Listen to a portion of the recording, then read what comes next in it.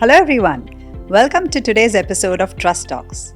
In this edition, we learn about customization and personalization in service under the broader theme of customer centricity. We're delighted to have with us Mr. Parag Kothari, who will share his extensive experience in client management. He will share his valuable insights into how customers expect personalized experiences that address their unique needs and preferences.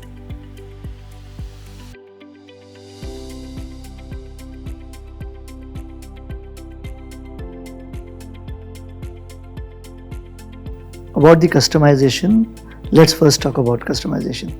So what customization does is there's a set of product based on which the client selects the experiences they want. So that's kind of a fixed bouquet of it.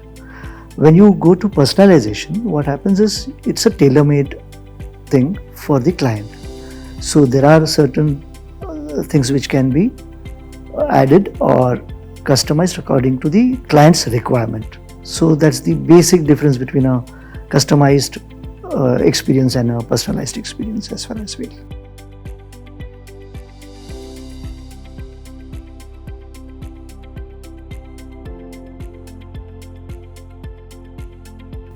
But that's a good and valid question. So what happens is, every set of clients, so because we deal with different type of clients, as you understand, from the interbank perspective and non-interbank clients as well. It's very, very important for the person who's dealing with these set of clients to understand the requirement of these clients. So for example, an insurance company will have a requirement which would be very, very different from a mutual fund or from the requirements of a pension or a bank. Each one of them will have their set of rules, regulations set by the regulator, plus they'll have some internal guidelines and regulations towards their investment philosophy. So that's the main difference. What happens is then the dealer or the client relationship manager has to understand before going to the client what are the do's and don'ts which that client may have. So a particular product may match to the requirement of an insurance company but may not match to a bank's requirement. Now coming to your question of AI, yes, that's the buzzword and everybody is following the trend now. What will AI help is simply if you put into place the exact policies or requirements or regulations for any set of clients, your AI may filter your product accordingly. So there could be a product which then gives you an answer, the AI gives you an answer which product will fit to which category of client, and that may help to approach the client accordingly.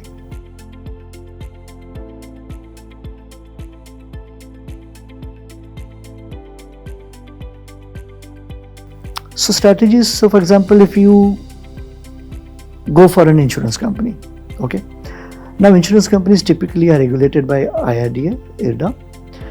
They have certain rules. So for example, they prefer not to go below AA rating investments, at max some portion to A+.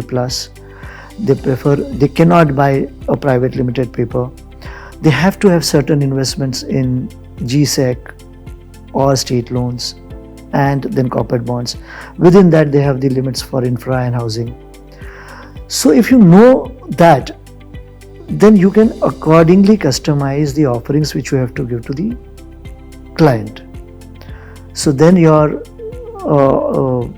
it's so to say, you can say it's a personalized offering for that client which will you take to them and then explain them. It's no point, for example, in this insurance example, there's no point that you whatever good AAA paper or a good credit you take to the insurance which is not fitting to the requirement. For example, it's a private limited company. If that they are not allowed to buy private limited, however good it is and at whatever rate it is, it's of no use for them. Similarly, there could be something for mutual funds, or in the insurance industry, you have a ULIP plan where they have the limits to buy in the equity, non-equity products. So you have to take the offerings accordingly. Same thing you have to follow for each set of clients differently. So that's one part of it. I may further like to elaborate on this. So even if there are broader guidelines given by the regulator, there is certain guidelines which a company or the client will follow for their own investment policies.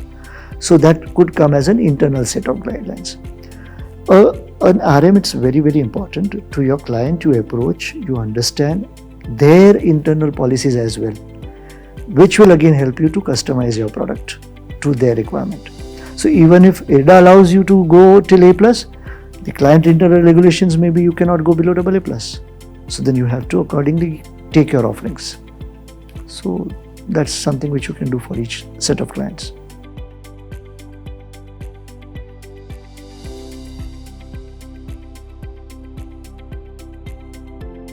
So automation, part of it we discussed in AI. What will happen is in the automation field, you'll have to have each of these product understanding first, fit those products into the, as we said, customized set of offerings, or when you know the client requirement, personalized set of offerings. So you can accordingly take those products, understand the nuances of it, know the pros and cons of it, then fit that into the client investment philosophy, and then take those to the client.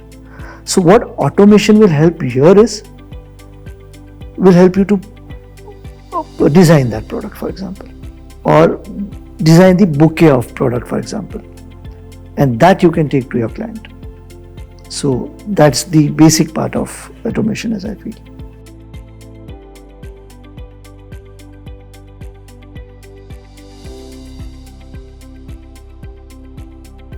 I believe, Preeti, you have asked the most important question, which should be addressed and should be understood by each person who's facing the client.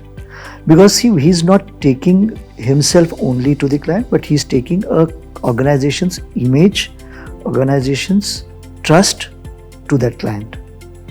Now what happens is, as far as any client in the market is concerned, there are two things which he or she would expect from you. One is to maintain the secrecy of what kind of deals he is discussing with you, what kind of requirements he is discussing with you.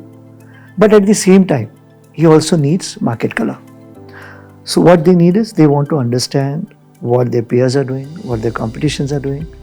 Are they going wrong anywhere? Is the product which they are investing fitting or widely accepted? Sometimes they may like to have a product which is not there with anybody, or an investment which is very, very good, but not is offered to him only or for their investments only. But many times they will also prefer a product which is widely liquid, accepted by others. So their investment decisions depend on what kind of acceptance from their peers and competition also is. So it's very important for a dealer to understand what kind of balance they are maintaining in this.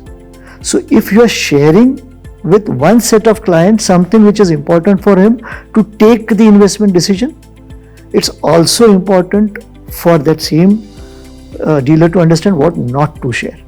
It may be very personalized to some client, which he should or she should not share, because that then breaks your client's trust. It may hamper their decision or business, because that deal may be jeopardized by the other set of client. So it's very, very important for each dealer to have a demarcation there. Thanks Trust Talks for giving me this opportunity to sum up my experience, or to give the views on basis of my experience with trust, with my clients, with market in front of you.